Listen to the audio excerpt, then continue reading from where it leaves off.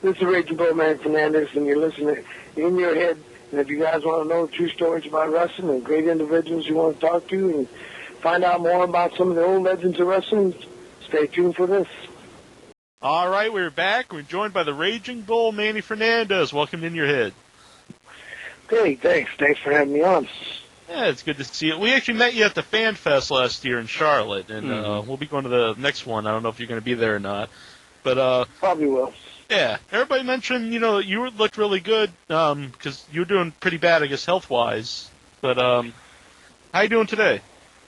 I'm doing good. I just got back off a 5-week tour, Tennessee and North Carolina, Georgia, and Florida. And I'm back home taking it easy. What I call giving my body a tune-up and then my self-recovery from all that running around. Mm-hmm. I don't know if we're supposed to mention this or not, but it was probably one of our favorite stories at the Fan Fest last year. It was down the bar area, and we heard this big, it sounded like a gunshot, and we went over there, and there was actually a fan asking you to chop him. Yeah, actually he was a little independent wrestler, and I met him on this tour. I met him on this tour, and at first he had Small Joe chop him. And then we started laughing and said, "Why don't you have Manny Fernandez chop you?" And I don't think after I talked to him, he said, "Man, I'm glad I was drunk because that was one heck of a chop." Yeah, we were wondering what that guy must have felt like the next day. He said he was pretty sore. I told him you're pretty lucky Wahoo's in heaven because you didn't want to be chopped by Wahoo. We said it looked like you were enjoying yourself, too. You got a big grin there when you're giving the guy the chop. Yeah, I do enjoy myself, and somebody wants to get a little tipsy and get a little ignorant. You always got to teach them a little something. You mentioned, Wahoo McDaniels. Would that have been like the stiffest guy? Wahoo McDaniels is not only the stiffest guy, the greatest guy I probably ever worked with. Yeah. I expected that every night. I knew it was going to go out there and there's going to be a battle. That was the good part about it. I had nothing unexpected. Everything I knew was coming, it came. Mm-hmm. Some people may not realize, but people were doing the woo to the chop for Wahoo before they were doing it for Flair. Yeah, way before that. Mm-hmm. That was his gimmick. Not just if I get Flair needs something else to keep his old butt up and around, I guess. But hopefully, to me, it looks like an old worn-out suitcase now. I figured he'd wise up. Get the heck out there. Like I told you, I just got back up from a 4-week trip, and I learned a lot about myself in my old age, and I always told my kids, guys that I trained, starting way back in the day when I had Terry Taylor, Magnum, and Barry Windham, and then to now with Ron Killings and Booker T and Stevie Ray and Crash Holly, God bless his soul, he passed away, and even a big kid, Mo and Mabel, they all came from homicide, low key. I can go on and on forever, but all of them is, I always told my kids one thing. I said, if you ever stop learning in this business, you might as well go ahead and die. Because no matter what, if you stop learning, then you stop living. And I learned a lot on this little trip. I learned there's some very good, young, respectful, independent kids that are willing to do anything but to get a chance to work with veterans so they can learn. Mm-hmm.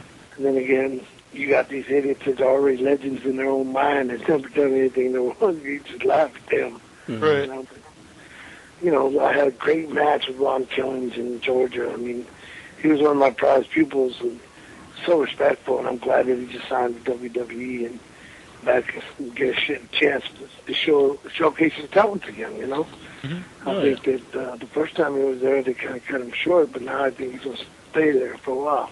He's going back to WWE? Yes, he is. Oh, excellent. Yeah.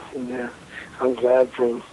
Like I said, had great matches with him, and I met some kids on the road, and they were such good kids. I had great matches with them, and they were all excited because I had my times. That's what I say about Ric Flair. I thought that old suitcase done packed up and should have got out. I've had my time. I spent 30 years of my life in pro wrestling. Pro wrestling doesn't owe me, and living I owe pro wrestling everything I became. Pro wrestling owes nobody nothing. One thing I learned a long time ago from Terry Funk and Dory Funk and Dick Murdoch and Blackjack Mulligan, this profession doesn't owe you 11. You owe it. You know, it gives you an opportunity to be somebody. It gives you an opportunity to make a ton of money. Mm-hmm. But, you know, I've seen things and run around the country. Like, had a great show with February 2nd called Night of the Legends with Bill Eadie, Mass Superstar Demolition, Jimmy Valiant, Boogie Woogie Man, Jimmy Valiant, Ted DiBiase, Baby Doll, myself. And, of course, there's this one guy that used to be a jabroni for WCW, gets mad at George South all the time. And he's got a little school there in North Carolina, and, you know, he's puts himself over. He wrestles his students only so he can go over every night. And I just told him, I said, dude, if it took you all these years to try to win a match, then you should be able to put the young guys over like I did. Right. Okay? It's their time. It's not your time. Your time was never. You were just a jabroni, and you took the business, and you stole from it. You know, he's out there. We're trying to sell, you know, Billy Eadie, myself, and Jimmy Valiant, and Ted DiBiase. We're trying to sell and market ourselves to the audience. There's 700 people there. Mm-hmm. He's got 5 tables lined up with everything on that table, from the pictures of every wrestler in WWE, every T-shirt in WWE, every doll in WWE. Dude, this ain't a flea market. If you can't sell yourself, don't try to sell somebody else. Mm-hmm. Right. That's a bigger loser. You know, and then these are the guys that go around saying, oh, I'm a preacher now. Yeah, right. You're a preacher, but you rip off the wrestlers. I don't get that part. Yeah. You know? Mm-hmm. So I learned from that. We got a call here quick to get to him here. Is Brian Jones on the line? You're on the line with Manny Fernandez? Yep. Hi. I had 2 questions, actually. One, I was reading in your online World of Wrestling biography that you served in the Navy. Is that right? Navy SEALs. Yeah. What I was saying is I always wanted to ask a wrestler who's been in the service, which was harder, boot camp or wrestling school, like learning to be a wrestler? Bart's training. Bart's training is twice as hard as ever wanted to be a wrestler. Navy SEAL training is one of the toughest things in the world, buddy.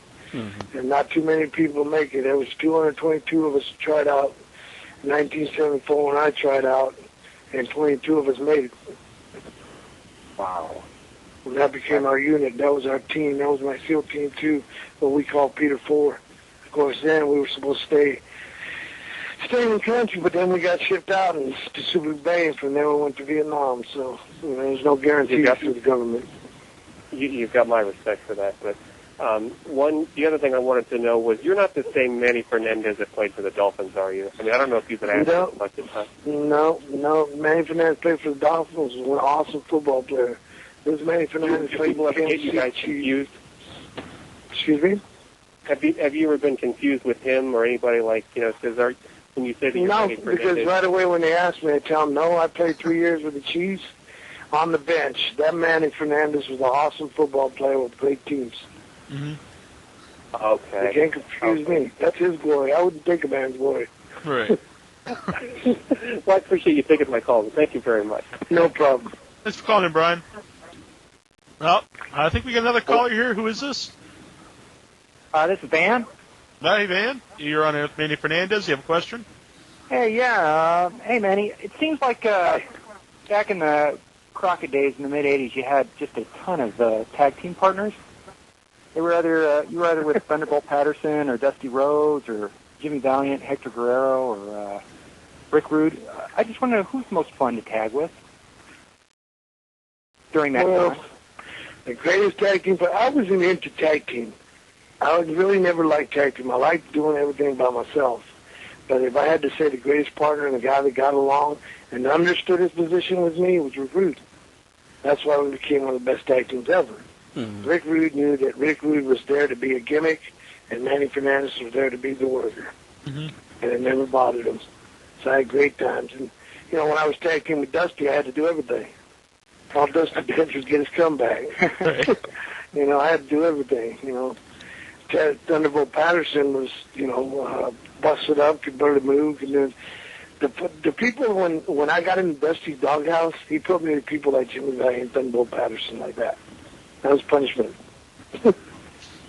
Excellent. But no, Rick Rude was actually one of the greatest persons probably I ever met, besides Cherry Funk and all the old guys that trained me, but in the business. Yeah, I gotta say, not just because we have you here on the show, but that was actually one of my favorite teams when I was a kid. Was I think you guys actually called yourselves the Awesome Twosome, and it wasn't around a long time, but when it was around, it was great stuff. Yeah, like I said, the Rick Rude came in from Memphis. He was green still and everything, and when they put us together, I thought, "Oh, this will never work." But then we understood his positions. Mm-hmm. And every now and then I get mad because we go out and wrestle Rock and Roll Express and go an hour Broadway, and I did all work. I mean, 51 minutes of the match was me and Rickey Morton, and Rude and Robert got in every now and then. But one day I just told Rude, "Hey, dude, we got to share this. You know, you got to put in a little more time than I do. You know, I can't put in all the time for us." And he paused for a second, he laughed, and goes, "Manny, remember, I'm the gimmick. You're the worker." I think later on, though, Rick Rude actually did turn into a really good worker. Oh, heck yeah. Once we had the deal where they wanted to sign us for WWF, I had a real good deal with WCW, and I wasn't very fond. I worked for Vince Sr., and he was a great man. Great man when I was a rookie. Hey, Graham let me go from Florida up there for a little while, but Junior, I never had mentioned very high regards for Junior. And when Rick Rude said, "Well, you get a better deal here at WCW than I am," and I asked him, "Well, what'd you sign for him?" And he told me, I said, "No, brother, I can't believe they're doing that to you." Well, I guess they thought that just because I was the worker, that I was going to get a bigger guarantee than Rude did. Excuse me. So when he got the deal, he asked me, "What do you think, sir?" And I said, "Dude, we're in this business to make money to support our families. If you get a better deal, get your butt up there, sign it, and get over." Mm-hmm. And that's how we parted ways. I mean, you can't hold somebody back from making a living. Right. You know, so. And he did do good up there. He did great up there. Mm-hmm. Did you have anything else, man? Yeah, actually, I don't know if this is true. I always read that you two actually didn't lose the belts. That it was a phantom title switch. Is that true? Yeah, we never lost the belts. They're still with us. I think Rude. I think they placed Rude's in his casket, from what I heard. I wasn't there. I was in Japan when it actually happened. But no, we didn't lose the belts. By then, when I wouldn't tell Dusty. Dusty's big deal was when I showed up at the end of Fernandez Coliseum, and we were supposed to be the main event against Rock and Roll Express, and it was only me. They want him and Crockett want to know where Rude went. And I told him politely, I said, "Dude, I don't babysit Rick Rude. He's a grown man. I don't have the Rude watch tonight." Mm-hmm. So I didn't tell him what happened, and they were pretty PO'd about it.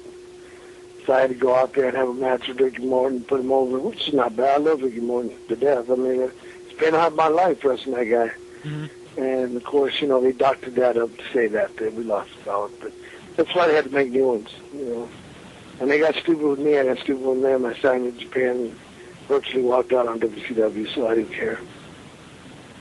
Thanks for calling in, Van. All right, thank you. We got another caller here. We got Carol on the line. Hey, what's going on, guys? You're on air with Manny Fernandez. Do you have a question for him? Yeah, Manny Fernandez. I met you at the Legends Fan Fest in Charlotte, and right. I got your picture. I got a picture of you, and I want you to know it came out good. And you're on my. I've got a bunch of other pictures from the Fan Fest and all the other wrestlers, and I call it my wall of Hall of Fame. Yeah, great. Yeah, because you're the best. You know, it was an honor to meet you there at the Fan Fest because that was my first time being there, and it was a real honor. And you know, you hadn't changed a bit since the last time I saw you on TV. Right. But it was a real honor to see you there at the Fan Fest, and I'm glad that I got to meet you. And I'm also related. I'm also related to the Crockett family, to Jackie Crockett. Oh, really? Yeah, he made my son. That was the only Crockett I ever got along with, is Jackie Crockett. It's crazy. I had to get along with David Crockett. I hated David Crockett. I hated David Crockett. Yeah, I had Jackie's name tag on. He gave me his name tag. And I'm You're using the Crockett name to get a free ticket in the Fan Fest, is what you're saying. Oh no. Let me tell you, if it's okay to meet the Raging Bull again, I'd love to do it again. All right. You'll get the opportunity. I'll be back out to those things. Yeah, Greg Price has already contacted me, and my big deal is, you know, when I was a heel, I could not. I'm old school. You know, Eddie Graham taught me. In Eddie Graham's era, if you were a heel and you signed an autograph, you got fired. You had to live your gimmick. And I did that forever. You know, I was the same way. The way I was taught, that's the way I was. But now I love to get out and meet people. Like I've had for Frank Goodman in Orlando, Florida, and he has puts on pretty good promotion down there. And you know, all the guys, we did the FX. We did a signing with FX. And it was pretty great to meet people. I mean, just to talk to people. And the people that came to see me at the FX convention were the people that saw me when I started in 1979 for Eddie Graham, Florida Championship Wrestling. And they're all older now, and they bring their grandchildren. And the greatest thing I think I heard was one of the older guys saying, I had to bring my granddaughter to meet the toughest man in pro wrestling. Was it like hard at first though to you know, once kayfabe started to break down and like you talk to the fans, you know, not as a heel, was that hard at first? Yeah, you know, to me, kayfabe never broke down. It's just the people around it that think they're smart. You know, and I know it broke down with the cheat sheet letters and stuff like that, but I still kayfabe. You know, I still kayfabe. And you know, the guys, and I try to tell them, hey, he's kayfabe. I know the fans are smart now because of a lot of other people, but you still got to learn. You know, you still got to respect the business. You know, you can't sit there and talk about your match in front of 200 people. At least go inside and do it. Have that much respect. You know, that's what I think. Yeah, and plus I think if you're a real fan, you know, you don't want to know everything. You want to watch it and enjoy it. Yeah. It's like the greatest thing. You know, when that started. Me and Rick Rude had a match in Philadelphia against Rock and Roll Express. And I called the spot and everything like that. And do you hear the fans calling the spot for you? And I heard this one guy ringside yelling out. And, of course, Robert Gibson missed the spot. So about that time, I rolled out of the ring and onto the floor. And I ran up to that Mark that was sitting there calling the spot. I said, see what you did? You called the wrong spot and you messed it up. And I should have thought, I'll get in there wrestling. He shut up for the rest of the night. He just shut his mouth for the rest of the night. Rickey Morton's definitely one of our favorite guests here on the show. Oh, God, Rickey. Oh, man, I love wrestling. I love guy, man. Yeah. A lot of people consider him like one of the best baby faces of all time. Would you agree with that? Yes. Rickey Morton was a white meat baby face. Rickey Morton, when I turned the heel on him, I used to love watching the reaction of all the little girls in the audience when they cry and they get happy and they get hysterical and stuff. In fact, one time me and Rude wrestled him and Robert in Huntington, West Virginia.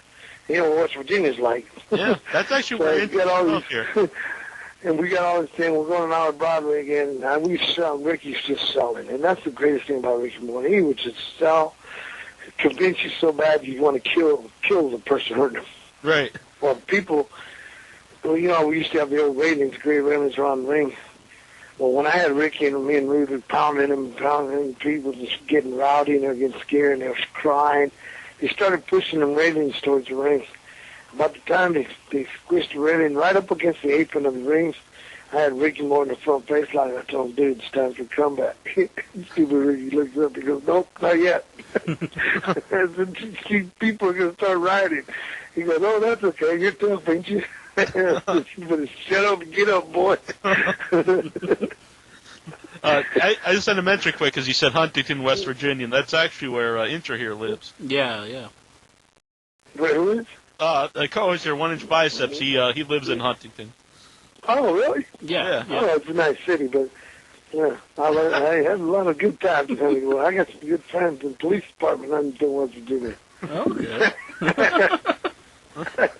So if you ever get in trouble, you can just use the Manny Fernandez name intro. Maybe you can get out of the ticket. All right, I'll pull that card.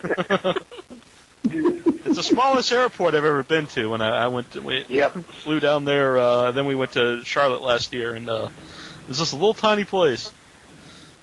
Right. Yeah. That's true. Thanks for calling in, Carol. All right, thank you very much. Yeah. Did you have any question from the message board, Inchman? Actually, Jason Nax, he wants to bring up your thoughts on a match that you had with one of the invaders where you dropped a knee on him and on his chest, and he starts vomiting up blood and stuff. The only thought I have about that loser is that he lived.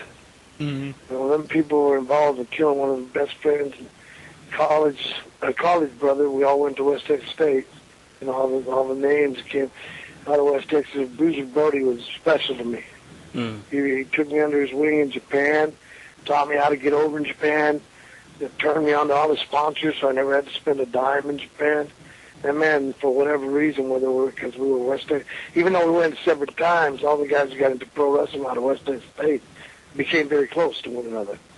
You know, and what they did was something I just couldn't let go, you know. And to this day, they probably still want to kill me, but if I get a chance to get them, I'll get them before they get me. You know, that's my thought on that. Mm-hmm. A great man's in heaven because of these idiots who owed him $40,000 and rather than pay him, took his life. And you know? from what I understand, they actually use that as part of like his gimmick too. Is kind of like saying that he's a tough guy because he was the guy who killed Bruiser Brody. Yes. Yeah. And the only place you can say that is in Puerto Rico. Mm-hmm. Because anywhere else, if he ever comes around people like myself or Stan Hansen or Terry Funk or anybody that tries to pull that over, he'll find out what happens here in the States. You know. I got this email earlier today. It was they want to know if you're going to be at the Cauliflower Alley Club this year. Yes. I know a lot of people have been on my MySpace. Roland Alexander from All Pro Wrestling in Hayward, California. He emailed me all the time. Said, you got to go this year. And then my fiance told me that they're honoring Steve Williams, Dr. Death. Oh. And me and Dr. Death, well, I owe him a lot too. Me and him in Japan together in Russia. We went to Russia together and trained. He's just a great individual. And you know, he's been going through a lot too with the cancer. Mm-hmm. And he's in bad health. And yeah, I want to see him. I don't want to lose any good friends of mine before I get to see him. Look, I was in Japan and Rick Rude passed on me. I didn't even get to see him. Mm-hmm. You know. He also brought up that this year they're going to be doing a lengthy tribute to Hispanic wrestlers who applied their trade in the U.S. And he said if you come out to the Cauliflower Alley Club this year, that they'll honor you on stage with a plaque. That was from Dr. Mike Lano, I guess, who's going to be at the Cauliflower Alley Club. Oh, yeah. I will definitely be there this year. We're definitely going this year, and I probably won't miss any more. Mm-hmm. I just did when I was sick. I didn't want a lot of people to see me the way I was. So mm-hmm. I know a lot of wrestling fans always saw me as this tough guy, so I had to try to uphold that image, you know. Yeah. Do you think, your training in wrestling, being a wrestler, it kind of helped you because you were tough, you could get through injuries? Do you think that helped you recover from your cancer? Yeah, it did, a whole lot. But it always taught me something. You just never give up, you know. You just never give up. You got to keep fighting. That's one thing I also attribute to my time spending in country, you know, with my SEAL team. You just don't give up. Mm-hmm. No matter how tough it gets, you keep your butt wired tight and you make it out. That's what I believe in. But there's so many, you know, like you guys on your head radio, Jack, and all you guys. And then there's another guy, Christian Calloway from Legends of Championship Wrestling, the other people from Dark Match Radio. If it weren't for you guys, some of it, you know, people would forget. So you guys are basically keeping us out there for people to understand that, you know, wrestling in the day is a lot different than wrestling today. Mm-hmm. There's a whole difference of it. So, you know, there's still some of those old school guys that like to take pride in what we did in our time, because in our time and the time before us, those are the people that we honor because they're the ones that kept this business going. Mm-hmm. You know, and then it's still going, even though it's not what it used to be. I mean, it's like people have told me, it's like a a men's soap opera like General Hospital is the world. They're kind of right. Right. you know. It's good. I just wonder, along those lines, what do you think makes like the '80s kind of NWA era like so memorable? Because today, I mean, that's really regarded as highlight of wrestling, like golden era. Yeah. Well, what's funny? A kid asked me that question. He's asked me, well, back in the day, you had NWA, and then it became WCW and WWF, and you guys were two major companies competing. Yes, because we had major talent on both sides, and we competed in the state and draw. We're outdrawed, sold out the Meadowlands with the Road Warriors, me and Rude, in New York's backyard, and they've come and did good in North Carolina because of talent. People wanted to see that talent. The guys put the time in to being individuals. Today, to me, wrestling looks cloned. Everybody looks the same. Mm-hmm. Everybody wants to be ripped up. Everybody wants to be one another. It's like these young kids that are seeing in independent shows. They're not being themselves. They're trying to be a Cena, or they're trying to be a, Orton Jr. or Randy Orton or the big other guy, Batista. They don't want to be themselves. So people's what I tell them, I said, you know what, back in the day, everybody had their own gimmick. There was one Dusty Rhodes, there was one Rickey Morton, one Terry Funk, one superstar Billy Graham who was ripped to the hill, and then there was other people. Look at Rock and Roll Sports, how good they were, and how supposed to do it. They all had their own gimmick. They were all individuals. Now, everybody wants to be the same. Mm-hmm. So that's the big difference to me. I mean, do you think a lot of that has? Yeah, I was just saying. Do you think a lot of that has to do with that? Really, the only big company on TV is WWE. So if you want that's to, right. You got to kind of look like what WWE wants. That's exactly right. It's what I was finished trying to tell you about TNA. The guy asked me, well, TNA. I said, TNA exists. It doesn't compete. Mm-hmm. It's just there. They're there doing the same thing. And when they go to Greenville, South Carolina, they only sold 1,000 tickets in a stadium that holds 17,000. Mm-hmm. Right. That's empty. They exist on Spike TV or wherever. Mm-hmm. They exist. That's it. They don't compete. There's a big difference in WCW and WWF. We competed. Yeah. Mm-hmm. To just exist and to be on TV with the same thing you got. That's just existence. Back in the day when Rick Rude left WCW to go to WWF, he went to a major company. Right. From a major company. Right. If I would have went from WWF to WCW, he went from one major company to another one. If you leave WWE and you go to TNA, you play minor leagues. It's not a jump to a major company. They're not selling out all over the world. Right.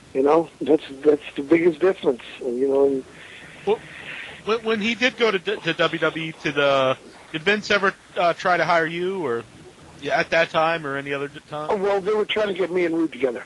Mm-hmm. When they did the deal, well, me and Rude were world champions. That's why when I told Rude, no, I'm happy here. I'm really not that fond of Junior. I really don't care. I love Pat Patterson to death. One of the guys I met when I was with Ray Stevens at the time, Ray Stevens groomed me to be a tag team partner. Mm-hmm. And Ray Stevens was one of the best in the world ever. But Pat Patterson was a great guy and everything, but just I couldn't get past the Junior part. Right. Just everybody out there, Pat Patterson's actually getting the Lifetime Achievement Award this year at the Cauliflower Alley Club, too. Oh, really? Yeah. I can't wait to see that, man. He's great. I met them when I was a kid, just breaking in business in Ray Stevens in California. They were awesome. Mm-hmm. But, I was happy where I was until the situation with Rude went to New York, and then they tried to put... In fact, that's the first time I told Rick Flair in dressing room, either get up, if you're going to stand up in your mouth, come over here and run it, because I'm going to knock you back on your little kiss butt ass, and you ain't going to like what I do after that. So he sat down.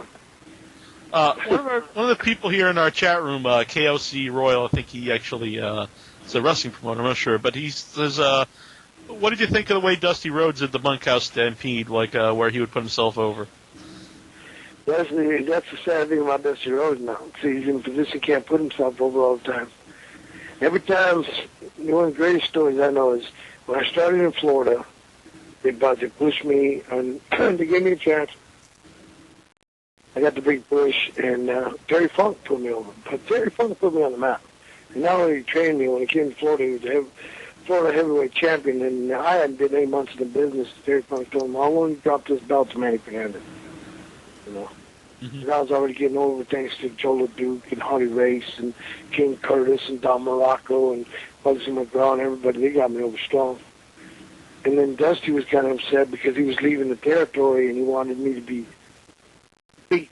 He wanted me to, you know, be down. And Terry said, no, because you're leaving now. I got to carry the territory with this kid. So he refused to let that happen. Dusty didn't like that too much. But because Dusty used to his ego, used to beating everybody, being the champion, getting the boot.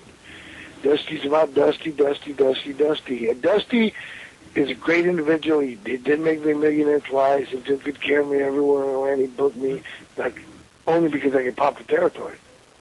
So I was doing him a favor, you know, too. We both did favors for each other. But I can come in, get a spot like I did in North Carolina against Wahoo when he was here. Boom, we popped the territory. Territory's on fire. But then, of course, Dusty, you know, what really irritated Wahoo because me and Wahoo built was the main event, and when we got to the show, Dusty put himself on top. Do you think, like, you know, an active wrestler shouldn't be, like, in charge of the company like a booker? No, not at all. Because it's like Dusty. It's all about him. Mm-hmm. You know, let everybody else do the hard work and carry himself. He'll get on there and do his gimmick stuff, but then it comes out all about him. Everybody got to beat up Dusty. Everything's got to be built around Dusty. Right. The sad thing about him now is he can't do that. Yeah. And I ain't heard too many good things about his kid neither. The new one coming up, so I don't know. Cody. So, yeah. Yeah. I don't know. What do you guys have a question from the message board? Yeah, actually, Speck's son, he wants to know, what did you think about the Jim Crockett promotions during its downward period, the 87 to 88? Jim Crockett Promotions, one of the greatest promotions ever run next to Florida, the Eddie Grant's Florida Championship in Pennsylvania when he had WWF. The bad thing about Jim Crockett Promotions is Jim Crockett put all his eggs into Dusty's basket and burned it down. Destroyed it like he did Florida, like anything else. Everywhere Dusty went, it burned the territory. So, you know, it was a great promotion, but it was all built around Dusty. And we had great talent. Well, we did have Arn Anderson, Todd Blanchard. Much as I hate Todd Blanchard, he was a good worker, great worker. Yeah, he's one of my favorites to watch, you know, at that time. You know, ever since he ran away when I got stabbed 8 times, when he picked a fight with a bunch of bikers, all bikers, and left me there to fend for him, and I got stabbed 8 times, he took out running down the road screaming, the man got a knife, with a little girl. You know, I've never cared for him much, but a guy, as far as working professional, guy's one of the best. Yeah. So, actually, when you left the NWA, did you, I think you went to the AWA for a little while. Could you tell, like, it was on, like, pretty much going downhill? Oh, yeah, very much. I used to tell Wahoo, because Wahoo took over the book, and for everything Wahoo did for me, the minute he called me, I couldn't tell him no. I said, no, I'll be when do you need me? I'm going to Japan for 3 weeks. When I get back, give me a starting date. I'll go up there and start for you.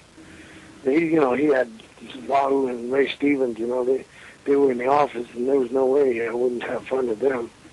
So I went up there, and I was going downhill. Of course, you know, another guy that probably knows Dusty Rhodes, a great guy. All 2 thick legs and all. One time I came back, when I did come back from Japan, he gave me my starting date, and it was like 3 days after Japan. Then we wrestled in Chicago. Mm-hmm. And on purpose, Wahoo put me in. I guess Greg was been giving them all a bunch of crap. So they put Greg purposely against me.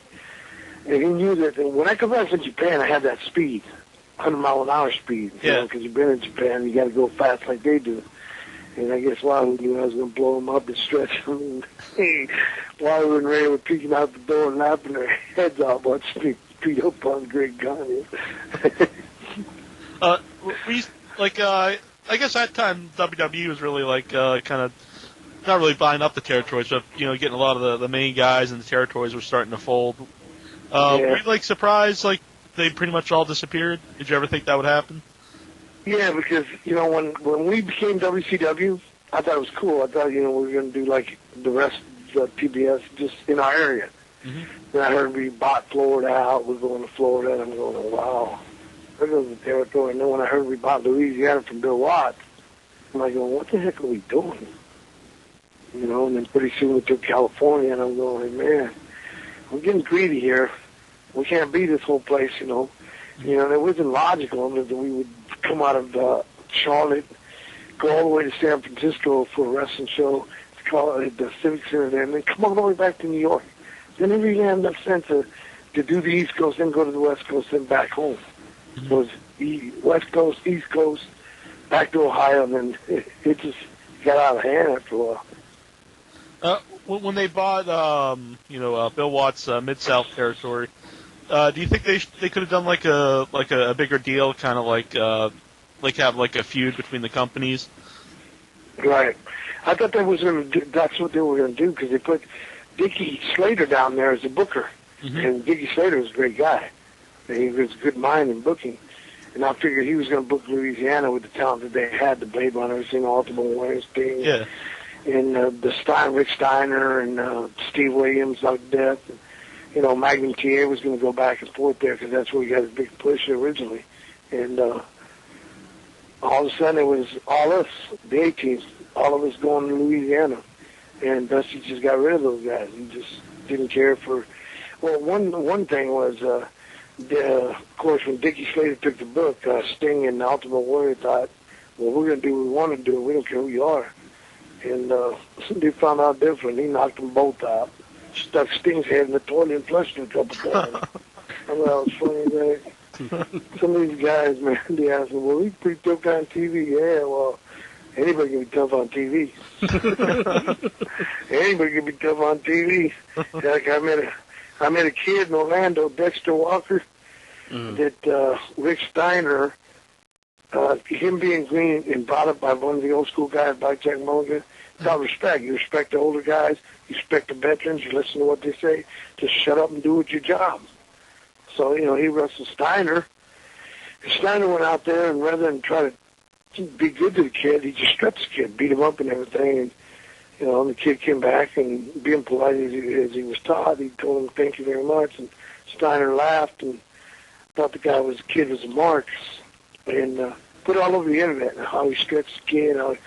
And this kid had to live with that for a year. All over the internet, Steiner was putting that he stretched and beat him up and stuff. So one day, I met the kid, and I said, tell me about the story about you and Steiner. I guess they did another show together, and Rick Steiner had forgotten about it a year later. And tried to shake hands with the kid, and the kid walked off. Didn't say nothing, just walked off. Didn't shake his hand either. So Rick Steiner asked, what the hell is wrong with his problem? And somebody told him, don't you know who that is? And he said, no. And he reminded him of that kid that he'd been bad-mouthing all over the internet, how he beat him up and everything. He goes, well, if you have no more respect than that, then I'll do it again. Well, about that time, Mr. Walker turned around and blasted him 5 times in the face, jacked him up against the wall, put him in the guillotine, and he was foaming from the mouth until the people made him let him go. Mm-hmm. I remember. Bad, tough Rick Steiner. Yeah. And then he ran out to his truck and got a gun and came after the kid. That's a real tough guy. Did you ever get into any kind of shoot or anything in the ring? Me? Yeah. Yeah, I do. I got a lot of them. That's why I had a bad reputation in business. And I get angry at people that want to listen. I just shot on them. But one of the best ones I had, and I ended up learning a lot from it, was I got mad at Tully Blanchard in the ring one night in Savannah, Georgia. And I just shot him, started stretching him and hurting him and stuff. And Tully knew he wasn't going to go nowhere. So he knows how much I love to work in the ring. So he says, I know how much you love this ring, and sooner or later you're going to have to let me go because we're going to have a match. And he was so right. So I had to let him go, yeah. As far as other shoots, the only one I ever got into and I thought it would be a tougher shoot was with Ole Anderson, because he always portrayed himself as a tough guy.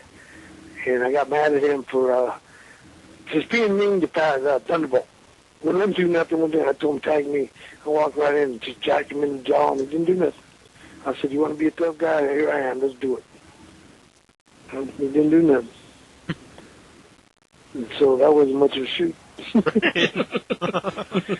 But, I mean, as far as shooting, when I first came to Florida for Eddie Graham, you know, the first time I ever met Gordon Soley, he asked me if I had my bag. I said, yes, I do. And he told me to get dressed. I said, oh, what's up with that? So I got on my gear, went into that little studio where we did TV taping, Florida TV taping. I got in the ring, stretched out a little bit, and then for the first time ever, I met Jack and Jerry Briscoe, Hiro Matsuda, Carl Gotch, Boris Malenko, and some of the greatest shooters probably in the world. Mm-hmm. I got stretched then. They won the contest. They stretched the heck out of me. They were good. And those were the guys that taught me to be what I am now. Those are the guys that I was, you know, I took them on. You know, didn't do very well. I took them on, but they were impressed that I would keep coming. Do you use anything like, because you train wrestlers now, do you use anything like, you know, the way those guys taught you to use the same kind of technique when you train guys today? I definitely teach every one of my students, and every one of them, if you ever get a chance to talk to Loki and Homicide and Ron Killings, I teach them, first of all, I teach them amateur. Teach them balance in amateurs, because you're always going to need some amateur. And second, I teach them how to shoot in case they have to. Mm-hmm. Sorry to interrupt you, Manny, but this guy's calling in from England, so let's get to it. Okay. England? Yeah, he's calling away from England, so I don't want him to spend too much here on the phone call. No, go ahead. It's actually Scotland, man. Yep, you're online with Manny Fernandez. You got a question? Yeah, I do. If you could book yourself in any match and any title was annoying, what kind of match and what kind of title would be annoying? If I could put myself in any match, sir? Yeah, any match. I'd love to have another match with Wahoo McDaniels. That was I had great matches with him. You know, I wish he was around. I'd have another one. That would be a pleasure to go back and wrestle Wahoo McDaniels again. And also, I've got another question, if that's all right, man. I'm also from Scotland, not England. It's a wee bit like that's cool. It's like Canada, sort of America thing. But yeah, it just says UK for me, so I said England. Sorry about that. Yeah, that's cool, man. Us Scottish guys are a lot better than the English guys, anyway. But if you've got any rib stories from back in the day, I'd love to hear them. I'm sure everyone would love to hear them. What was the question? Rib stories. Oh, rib stories. Yeah. Oh, rib stories? I had a rib story backfired on me. Backfired on me. It was Jack and Jerry Briscoe took me under the wing in Florida when I was a rookie, and I rode up and down the road with him and stuff. And we had great times. And it was my 27th birthday, and I knew about it. So this little bar called the Junction that we used to hang out in. And I showed up there for my birthday with Dusty and Ray Stevens and Eddie Graham and Mike Graham, Steve Kern, Jimmy Garvin, and the Briscoes were all there waiting for me. And the Briscoes had this deal with Mexicans cannot drink with Indians. And I said, oh, really? And I said, Indians can't handle fire water. So they had 27 shots of tequila for each one of us lined up in the bar for my birthday. And we're going to see how many we can finish and still be standing. So night goes on, we're doing that. I think I got about 17 shots, and then I finally woke up in my toilet in my house. And I didn't remember much of the night. But the girl that was the bartender, I was dating at the time, she was the bartender there at the club. The next morning, about 6 in the morning, my phone starts ringing. And back in the 70s, early 80s, with those loud phones with a big ring, ring. That thing was ringing. I woke up, my head was pounding. I was in faces in the toilet, and the first one to call was Jerry Briscoe, and I answered the phone. Hello, and he said, "Hey kid, how you feeling?" He sounded all cheerful and like he had nothing the night before. I said, "I don't feel good." I hung up on him. Then the phone rang again, and it was Jack Briscoe, calling to do the same thing. Well, we were supposed to drive to Jacksonville that night to wrestle that night, and so they got there in about an hour earlier than normally do, just to pound on my door and harass me to get up. So we went down the road, and they were laughing the whole time. Well, that night we came back to Country Junction, and the bartender told me what they did. I was drinking the true tequila, and their glasses were full of water. So they were just drinking shot after water and stuff, you know. So I remember that, and about 3 months down the road, then I got comfortable with them and everything, and I tried to pull the same rib on them. And there was a guy that was a real good friend of Dusty Rhodes in the band, and his name was Captain Lewis Bullwolf Band, and they had this one song that me and Barry Windham listened and say, why can't blacks be like the Indians and live on a reservation? So I said, oh my God, I got to bring the Briscoes in here and get them drunk like they did me and listen to it and then request that song. So I did. I went and I drank the water and they were drinking something else and they ended up getting drunk and I requested the song and the guy started, well, when he hit that line, why can't blacks be like Indians and live on the reservation? Oh my God, they were ballistic and he bounced the Budweiser can off his head. They threw out the furniture from the bar up on the stage, chased the guy to his bus. That's absolutely brilliant, man. Before I go, man, I'm a big, massive Shawn Michaels fan, right? I'm 20 years old. I've loved wrestling for about 11, 12 years since I got Sky Sports, right? Right. What would you think of a Shawn Michaels or Triple H holding the title just now? Because a lot of the younger guys are, in my opinion, not worthy of the title. They have got a lot of good skills, yeah, but it's more like you'd have a great United States title match or Intercontinental title like feud with these guys at the moment. So my question is, do you reckon a lot of the older guys should have another title run like Ric Flair, HBK and Triple H? You know, there's longevity in the business is what I tell guys. Longevity, like I spent 30 years on top. Thanks to Eddie Graham and Dusty and all the people. So longevity in the business, you had a guy that made it for a year, year and a half, 2 years maybe, and then they think that that's longevity in their business. It's not. But also in longevity, you got to understand there's a quitting point. There's a point that where it's their time. You got to look into the business and say, hey, I had my time. It's this young kid's time. He's respectful. He's good enough. He's worked hard to be where he's at. It's time for you to get him over. So I understand, but a lot of these guys like John Cena and Randy Orton are a lot younger than what we were used to. Like, well, when you were in your prime, I don't know how old you were, like what, mid-20s, late 20s. A lot of these guys are, what, 40 old, and a lot of the other guys that are in with the crowd at the moment are early 20s, like to mid-20s. I reckon that, like, these guys should get another run just to try and get John Cena, Randy Orton over a lot more than what they are, if you know what I mean. Right. Well, see, the thing today is they're trying to keep it younger. And that's a good thing, too, for the business, because you want the business to survive. But you also want these younger guys, to understand. Excuse me? I was just telling Bill to let you finish. You want these younger guys to understand that they owe something to the older guys. Like I owe the business to get a young kid. If I had to wrestle John Cena at my age right now, I'd make him shine because it's his time. But they also got to remember our time and what we did to keep the business going.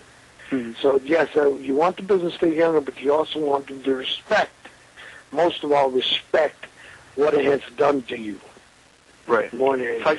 Thank you very much, Manny, and thank you guys for calling me back and stuff, man. Yeah, thanks for calling in. You're welcome. No problem. See you guys. I'm going to come to Scotland one time. I want to come see where Braveheart lived. Edinburgh, man. Come to Edinburgh. Edinburgh, all right. I'll come to Edinburgh. And you ask for Jack. Yeah. See you, man. Bye. Yeah. Sorry to hear about your dad.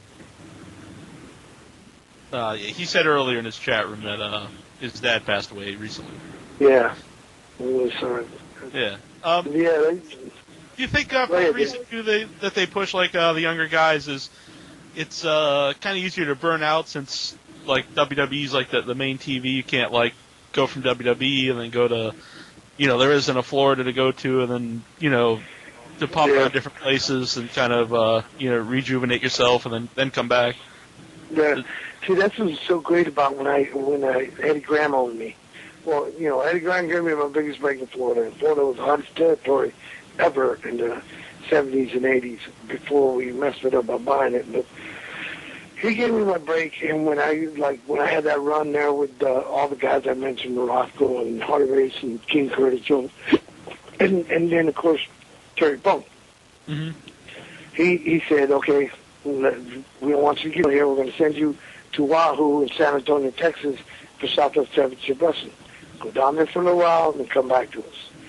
Because there was territories that was fun to do, you know. Mm-hmm. It was great to do something like that and get out and meet different boys, you know.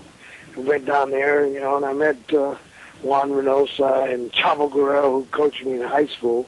I won a state title for wrestling in high school. You know, I mean, it was awesome to go to territories and meet different personalities. These guys don't have that chance, and that's sad. To me, that's sad. Mm-hmm. It's like these guys have to work for themselves. I had the opportunities. I told these young kids, I said, well, Frank Goodman told this kid, he says, if you don't learn from Manny Fernandez, then you need to get out of the business.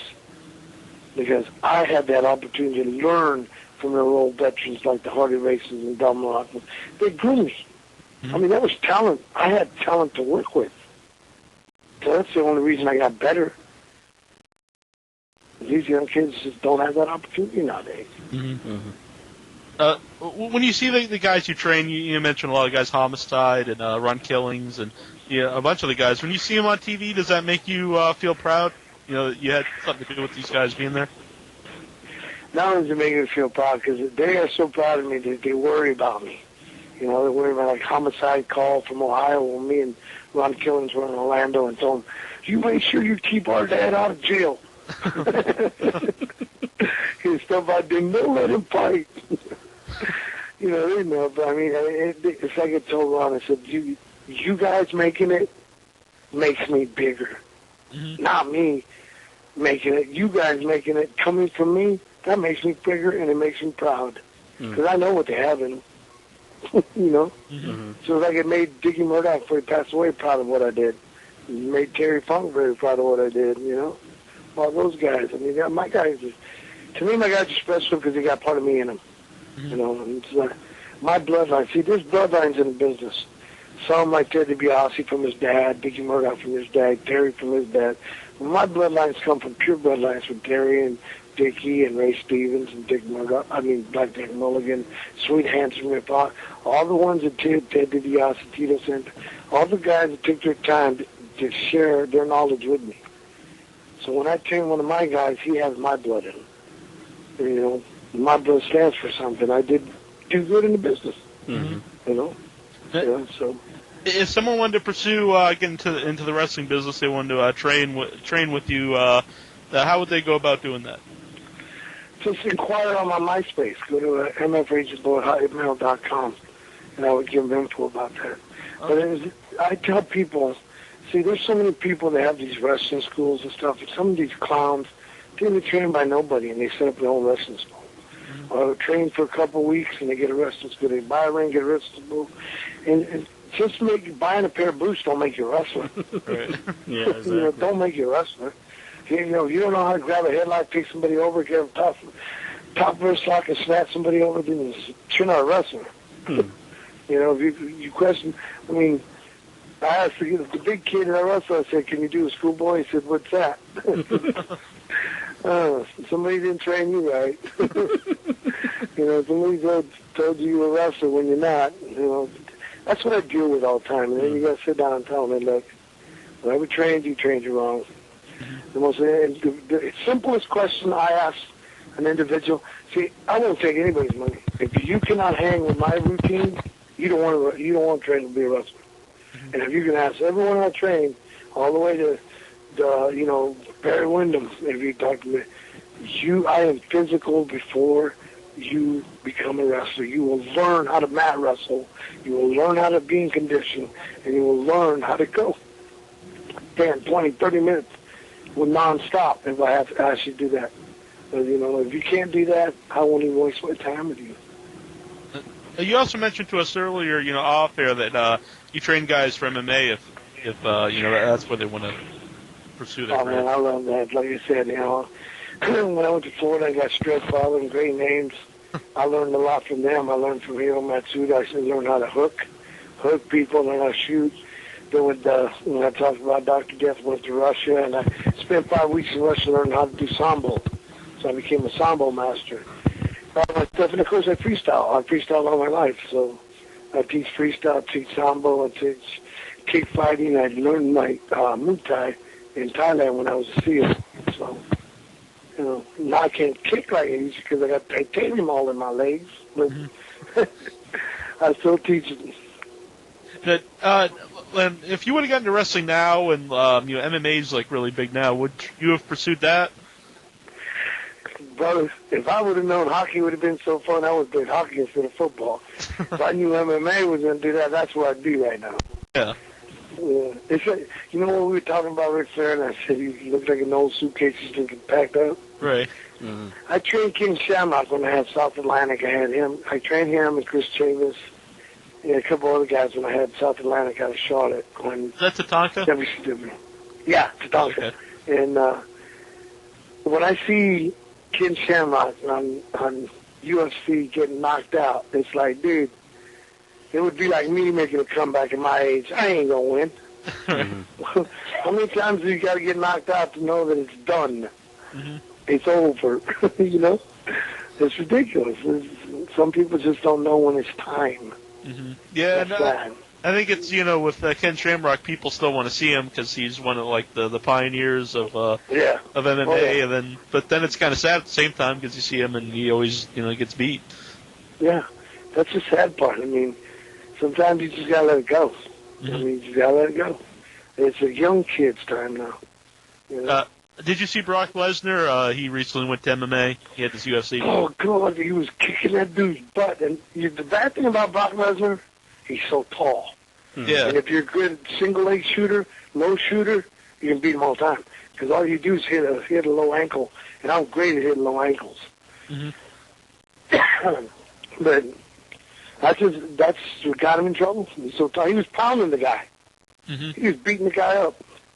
The guy got a daggone ankle lock on him and wouldn't refuse to let go because he didn't want to get pounded no more. Right. But before it's said and done, Brock Lesnar, I guarantee you, Brock Lesnar will own the MMA or UFC. Mm-hmm. People don't follow it. They might read that and see he got beat in, it was like under 2 minutes or whatever and think, he's no good. But people who know about MMA, he actually did really good in that match. The guy just caught him in the Oh, yeah, the guy lucked out. Then he hit that low ankle. Because Brock was beating him up. And the guy didn't want to he locked onto that ankle to save his butt. That's about it. Yeah. He didn't get pounded no more. But people, there's so many ignorant people, Jack, that think they know everything and really don't know nothing. Right. They don't know nothing because they never competed in it. Mm-hmm. They never competed in it. So they want to get their 2 cents in whether it's worth anything or not. I think they know something, but they don't. Do you think Kurt Angle will ever do it? He's always talking about it, but do you think it's kind of like past his time to get into MMA now? I don't know how physical. I know he's a hell of an amateur, gold medalist. Right. But as far as the physicalness, his kids getting kicked and punched and everything like that, I haven't seen him do that. So I don't know if he'd survive that. He's a great amateur, but you still got to know how to use them elbows and then your kicks and stuff, and I don't know if he can do that. Yeah, I kind of think if he would have pursued that right after the gold medal, he probably would have been. Oh, he'd probably be the top guy. Right. But now, after years of wrestling and bad neck and stuff, I don't know. Yeah. Did you have any questions from the board, Incher, Barbie? We got one from Kikutaro fan. He wants to know, do you still see George South, and how do the two of you get along these days? Well, you talked about him a little earlier. I see George South. I saw him February 2nd at the Legends show, and he's a joke. He was a joke when I met him at WCW coming in to do jobs. And then I met him before when him and that meathead Italian stallion started their own little promotion. Right. They would rip kids off. They'd bring these wrestlers in, and after they wrestled and put in their time, they'd hand them an envelope with some scripture. And if they wanted to get paid, to give them a scripture or a hot dog. You know, those kind of individuals that call themselves Christian, you're just robbing people. Mm-hmm. You know, I've heard they had shows where they said a free wrestling match, and all these people come out for the free wrestling match, and they get in the ring and talk about how they're going to wrestle sin and how they're going to kill and wrestle the devil and start passing the plate around. Well, if it's free, why are you passing the plate around? Mm-hmm. I don't get that kind of stuff. I hate hypocrites that use something like hypocrites like Tony Blanchard, who used to turn to preaching, and he blamed all his drug use on pro wrestling. Mm-hmm. I got into drugs through pro wrestling. No. Pro wrestling don't twist your arms or open up your nose and put a straw in it. No, it don't. Right. It don't. So don't blame it on something. Blame it on yourself. Mm-hmm. You know? Pro wrestling got nothing to do with that. You're a pro wrestler, so you're going to blame pro wrestling because you're a cokehead? I don't think so. You know, it's like George South. Like I said, he's got two great kids. I wrestled one of them. And the kid listens great. I had a great match. I wanted to go all night with the kid. They told me, oh, just go 6 minutes. 20 minutes later, I was having so much fun, I didn't want it to end. You know, and George South gets in the ring with this other young kid that's pretty good and a decent-looking kid. And George South's all bald, gray-headed, and, you know, his time's come and gone, but he beats the kid. Yeah. I mean, that's all, you know, come on. Yeah. You know? To me, people that use that Christian thing, to be honest with you, because we sat down and I told him how I felt about it. Mm-hmm. How I felt about people using that and everything. And I don't see that in Ted. You know, I don't see that in Ted. So, but, you know, people like George South and other people blame pro wrestling because of their bad habits. I don't believe in them people. Do you think that's bad because it gives the people who are who really believe in it, who are really trying to do good work, kind of gives them a bad name because then people kind of put them all in the same boat? Right, and that's what it does. You know, puts them all in the same. People, you know how people are.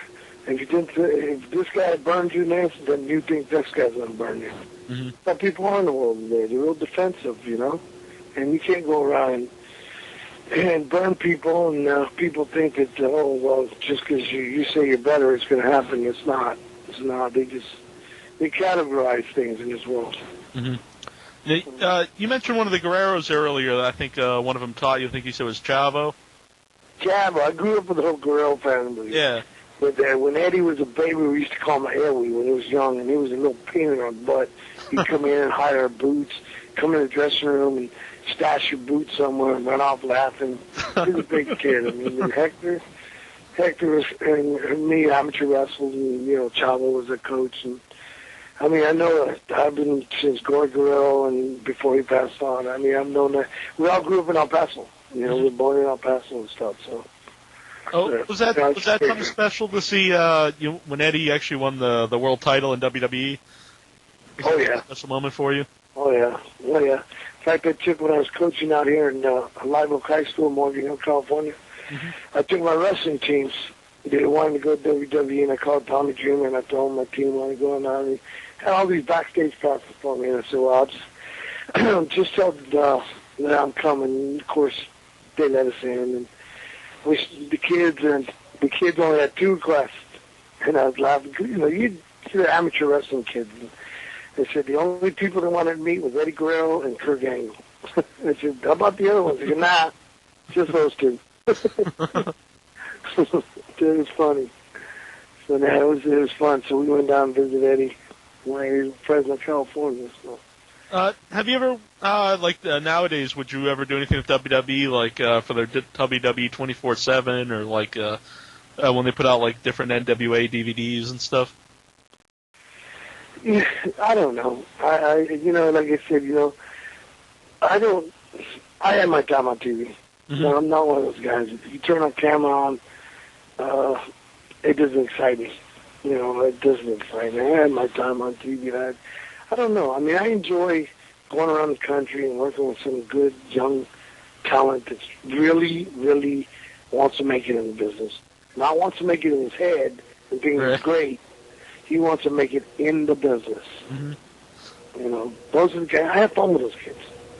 I was wondering, your name, Raging Bull, did that come from your style, or did you have that nickname before and kind of base your style off the Raging Bull name? I got that name in college because when I was playing at West Texas State, there wasn't one game I wouldn't get in a fight. Mm-hmm. Guys, I'd get a punch out with some guy on the other team. Such Terry and Dickie said, "What do you think he is, the Raging Bull?" So it just kind of stood. Right. Were you a Jake LaMotta fan? No. I'm a Robert De Niro fan. That was going to be my next question. Yeah, he's a great actor. Right. Yeah. I think more people might know Robert De Niro's portrayal as the Raging Bull than Jake LaMotta. Yeah. That was the good part. The movie's good because Robert De Niro. Right. Well, I want to thank you for coming on tonight. Actually, I had you on over here an hour. Anything you want to tell the fans out there? Yeah, man, just hang in there with wrestling. Wrestling's going to be wrestling. It's one thing that never changes on the marquee. So it says wrestling. It doesn't say gymnastics or anything like that. It's wrestling. So wrestling's going to be wrestling no matter what. Hang in there. And the most important thing is thanking you guys in your head radio and Legends Championship Wrestling and Dark Man. If it wasn't you guys that took interest in some of these us that are still us, dinosaurs that are still alive, I don't think the younger fans would understand what the process of wrestling, the evolution of wrestling, how it's going on from what it was back in the 50s and 60s to the 70s, 80s to now, and people got to understand that wrestling goes in circles and it'll always go around. Mm-hmm. Well, I want to thank you for coming on tonight. Maybe I'll be on sometime in the future. Yes, sir. You can. This is Magnum TA. Whenever I want to get all the ins and outs of what's going on in wrestling, I listen to InYourHeadOnline.com.